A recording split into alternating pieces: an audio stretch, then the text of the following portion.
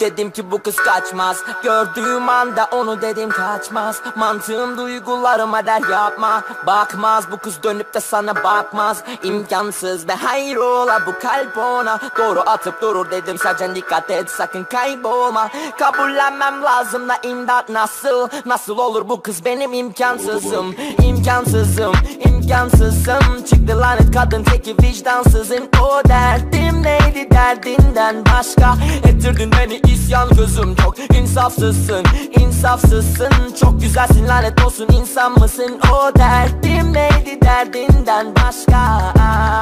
Yüzünde benleri tane tane, türkü gibi bir kadın ve şahane tane. Kadar güzel olunabilir ah be abi. Burnu fındık ağzı kahve, kül oldum yandım yani.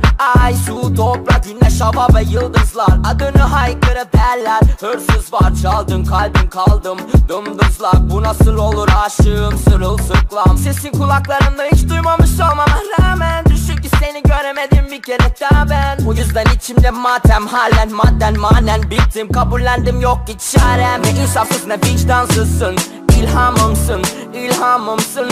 İmkansızlığından isyancıyım.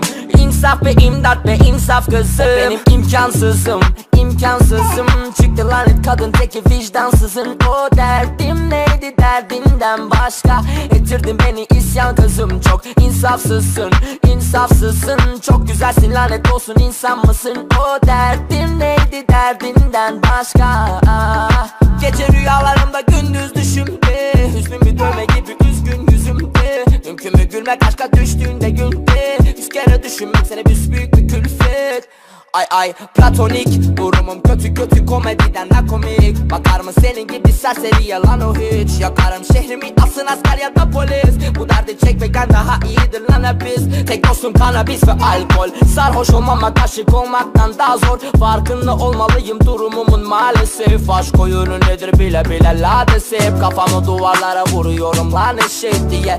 Bu bebe nasıl böyle aşık? Fazlasıyla kaptırdım sorunum bu. Rüyada gördüğün kıza hiç aşık olunur mu? İmkansızım, imkansızım. Çıktı lanet kadın teki vicdansızın. O derdim neydi derdinden başka? Ettirdin beni isyan kızım, çok insafsızsın, insafsızsın. Çok güzelsin lanet olsun, insan mısın? O derdim neydi derdinden başka?